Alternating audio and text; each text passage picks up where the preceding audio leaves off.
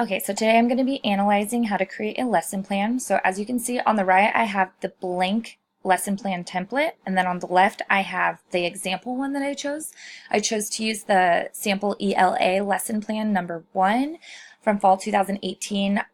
When we watched her presentation of her lesson plan in class, I thought it was the most intriguing and most memorable, so I decided to use hers as an example.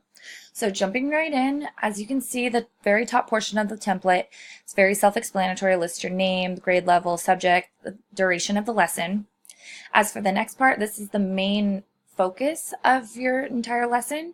It's broken down into 3 different parts. The essential literacy strategy. Now this is what literacy skills students will learn throughout the lesson. As for related skills, this is including other things that they'll learn to help reach their literacy strategy focus. And the example, you could see note-taking, listening, peer share, some examples. And then the third part, content focus. Now this is how you'll use your content knowledge and material to help achieve the skills and literacy strategy skills. I liked in her sample that she highlighted and bolded the language functions, and you see that she does that throughout the rest of her lesson plan, and it just helps it keep more organized and makes her stay focused that she's actually hitting the language functions properly. So the next portion is standards. As you can see right here, this is pretty self-explanatory. You just copy and paste the related California state standards, Common Core, into your lesson plan. I noticed on her she does not include the ELD lesson plan, but she said she also did not need it when she was creating hers. But it's important to use the English learner standards as well, or incorporate the English learner standards as well into your lesson plan.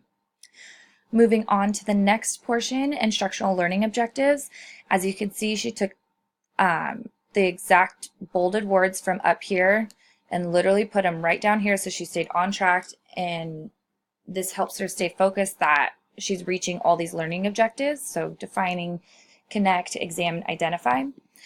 To make sure she's hitting all of these objectives, she has her assessments right here. So she includes things like informal, formative, as well as formal and informatives. And she demonstrates things like discussion, presentations, handouts, etc. Moving on to the next portion as well, the language function. Like I said, she still copies and pastes the language function words right down into there, so that way she's still staying on track. And then as well, in the next portion right here, the additional language demands. Now this is other things like concept vocabulary, so some words that students may not know, as well as discourse and syntax. The next part is very self-explanatory as well, what resources and materials you'll use to complete your lesson.